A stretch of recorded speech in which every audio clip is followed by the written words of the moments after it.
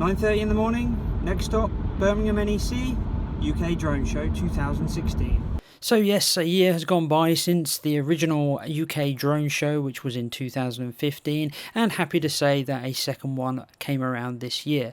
Same venue, NEC Birmingham, same hall, just slightly bigger.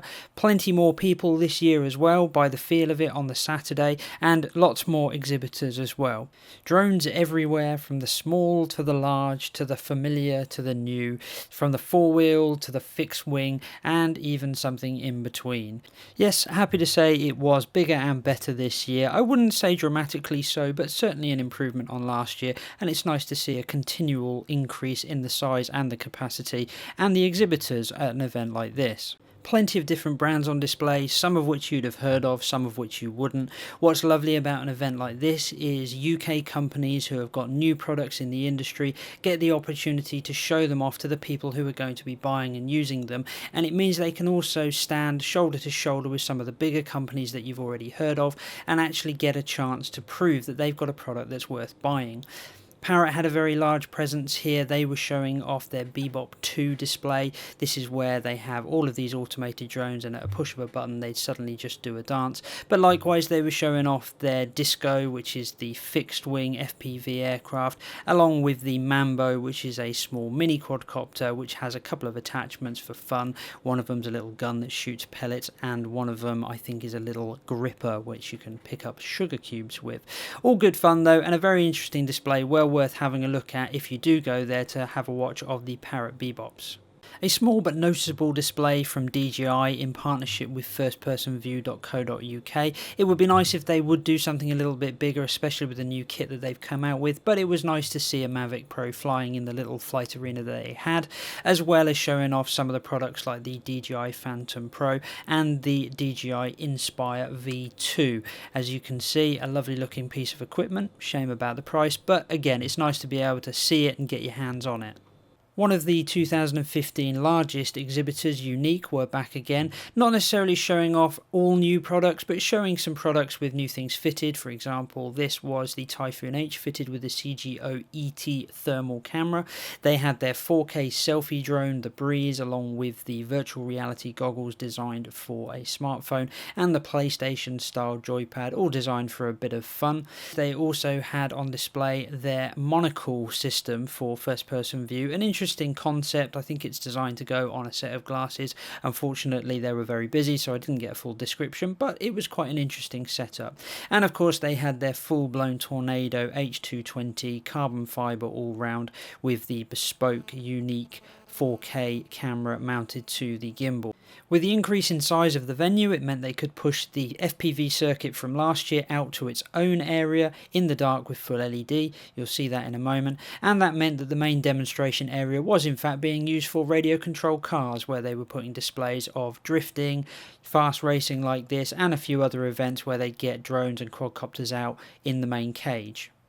As with last year, there was a speaking zone with plenty of talks going on throughout the day, and dotted around the entire arena there were loads of exhibitors, shops, places selling drone insurance, drone training, lots of people you could sit down and talk to, people selling hard cases, loads of people who had new projects that were just coming to light, and some people who didn't even have a product that was actually out there, but they just wanted to display their idea and where they're getting to with it. This, for example, was a project that hasn't even got to Kickstarter yet, but was showing off one of the concepts where basically it's a submarine quadcopter. In other words, with an umbilical, it can go underwater, and then you can take it out of the water, change the propellers, and you'll be able to use it as a VTOL quadcopter. A very interesting idea.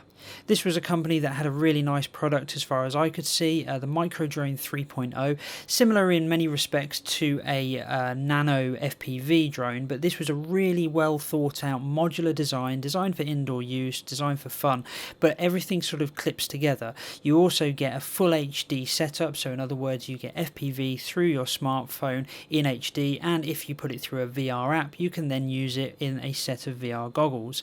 I happened to bump into them whilst they were over with these guys, Freefly VR, who were kind enough to actually give me a set of these VR goggles designed for smartphones, which is literally sat on my bench ready for review in the near future. So with the ever increasing popularity popularity of FPV racing, it was nice to see lots of exhibitors showing off new frames, new flight controllers, and a great opportunity for people who want to see some of the new ProConnex HD FPV setups, because you can try them with the goggles and see how they actually feel in the real world.